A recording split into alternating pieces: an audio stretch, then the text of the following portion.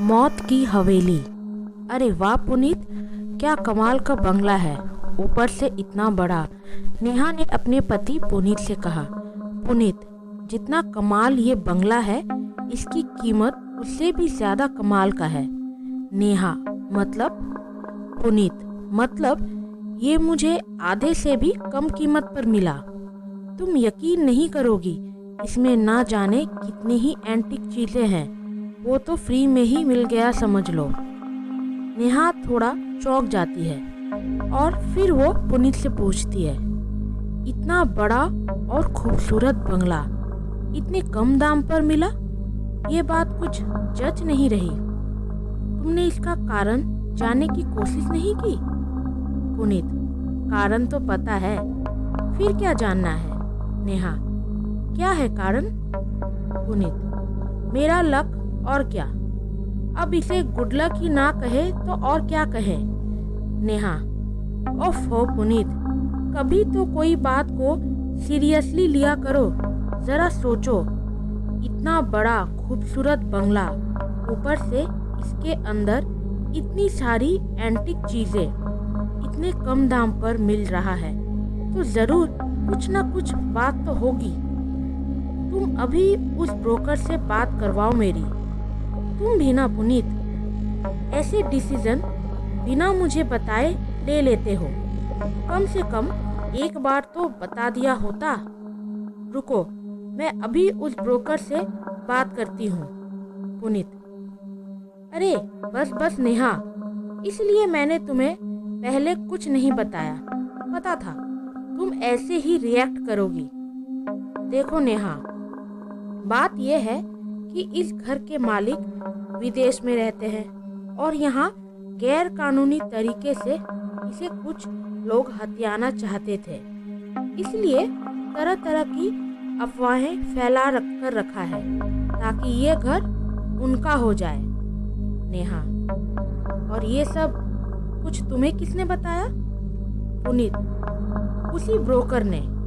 और ना यकीन करने का तो सवाल ही नहीं उठता। देखो जरा इस खूबसूरती को, कौन भला इसे अपना बनाना नहीं चाहेगा? अगर ये असली दाम में मिलता तो हम कभी सपने में भी इसे खरीद नहीं पाते। पर देखो, अब तो हमारा सपना ही सच हो गया। सुनो, इस घर के एक एक कमरे को तुम अपने तरीके से सजाना। चलो अब यहाँ से, हमें यहाँ शिफ्टिंग की तैयारी भी तो करनी है। उसके बाद नेहा और पुनीत कुछ दिनों बाद वहाँ रहने चले आते हैं। नेहा, सुनो पुनीत, यहाँ आस पड़ोस से जाकर पूछो, कोई काम वाली मिलेगी क्या? सबसे पहले यहाँ की सफाई करवानी पड़ेगी। हर एक चीजों पर धूल की परतें जमी है। पुनीत अपने एक पड़ोसी के पास जाकर कहता है, क्या मुझे कोई काम वाली मिलेगी? मैं उस घर में आज ही शिफ्ट हुआ हूँ। घर की पूरी सफाई करवानी है। पड़ोसी में एक महिला निकल कर आती है और पुनीत से कहती है, काम वाली तो है, पर कोई भी उस बंगले में नहीं जाएगा। लगता है आप लोग इस शहर में नए हो। पुनीत, हाँ, पर आपको कैसे पता? पड़ोसी, क्योंकि इस शहर का कोई भी उस बंगले में रहने नहीं आएगा। आप लोग भी अगर अपना भला चाहते हो तो इस बंगले से चले जाओ, वरना बाद में जाना भी चाहोगे तो जा नहीं पाओगे। पुनीत, पर ऐसा क्यों? मैंने खरीदा है इस बंगले को, ऐसे कैसे? और मैं इन सारी झूठी अफवाहों को नहीं मानता। इससे पहले वो और कुछ पूछता, उस महिला ने उसके मुंह पर दरवाजा दे मारा। पुनीत उतरा सा चेहरा लेकर नेहा के पास गया और कहा, नहीं मिली कोई, ये सब हम दोनों को ही करना पड़ेगा। नेहा, कमाल है, इतने बड़े इलाके में एक काम वाली नहीं मिली। पुनीत, काम वाली तो है, पर वो लोग इस बंगले में नहीं आएंगे। नेहा, पर क्यों?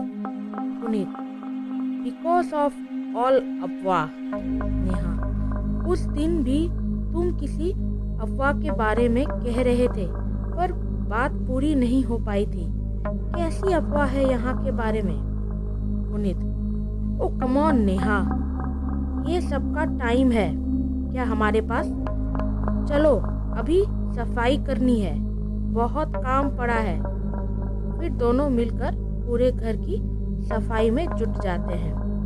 सफाई के दौरान दोनों एक कमरे में पहुंचते हैं, जो कि देखने में बड़ा अजीब लगा, क्योंकि घर बंद होने के कारण सारे कमरे, फर्श, चीजें सभी धूल में सराबोर थी।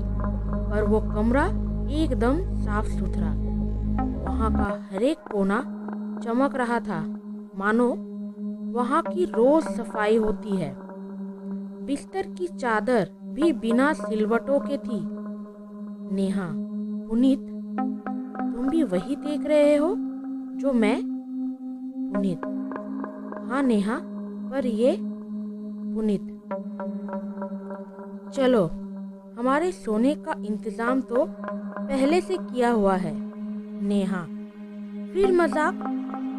सारे कमरे इतने गंदे, पर ये कैसे? पुनीत, छोड़ो ना यार, ये सीआईडी बनना, मैं बहुत थक गया हूँ। चलो सो जाते हैं, बाकी की सफाई कल कर लेंगे। उसके बाद नेहा और पुनीत उसी बिस्तर पर सो जाते हैं। अचानक नेहा की आवाज किसी के सिसकने की आवाज से खुल जाती है और वो देखती है पुनीत बिस्तर के नीचे बैठा सिसक रहा है। नेहा, क्या हुआ पुनीत?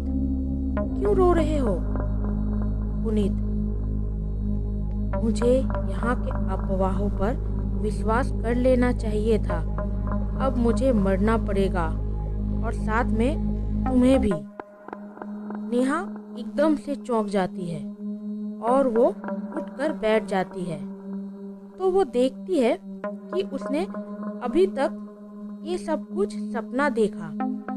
पुनीत उसके बगल में सो ही रहा है। पुनीत ठीक ठाक है, ये तसल्ली करने के लिए जब उसने उस पर से चादर हटाई तो वो देखकर हैरान ही हो गई। पुनीत मर चुका था और अभी तक उसने जो देखा था वो सपना नहीं, सच था। नेहा ने ना आगे देखा ना पीछे, वो सीधा भागती चली गई और भागते भागते उसने बंगले को बहुत पीछे छोड़ दिया। उसने तुरंत उस ब्रोकर का पता लगाया और उसकी सारी अफवाहें जानने के लिए चली गई। उसे पता चला कि वो बंगला श्रापित है। सालों पहले इस बंगले की मालकिन की हत्या कर उसका पति किसी और के साथ चला गया था। तब से आज तक उस बंगले में ना तो कोई रह पाया है और जो भी रहने गया वो कभी वापस नहीं आया है। नेहा को पहले इस बात का पता न लग पाने और पुनीत के मौत पर बड़ा अफसोस और दुख हो रहा था, पर उसे इस बात की राहत थी कि वो सही सलामत वहां से निकलने में कामयाब हो गई। पुनीत को याद करते करते नेहा अभी सोई ही थी कि उसकी नींद फिर किसी की सिसकियां सुनकर खुल गई। जब वो उठकर बैठी तो देखा वो उसी बंगले में सोई थी और बगल में पुनीत उसकी ओर देखकर मुस्कुरा रहा था। और पुनीत कहता है, यहाँ एक बार आकर कोई वापस नहीं जा सकता नेहा। देखो, मैं तुम्हें लेने आया हूँ। अगले दिन अखबार में नेहा, पुनीत और उस ब्रोकर की लापता होने की खबर थी। कहानी कैसी लगी ज़रूर बताइएगा। आपके विचार मुझे आगे लिखने के लिए भी प्रोत्साहित करेगी और मैं आगे इससे भी बेहतर कहानी लिख पाऊंगी। धन्यवाद। रोनिता।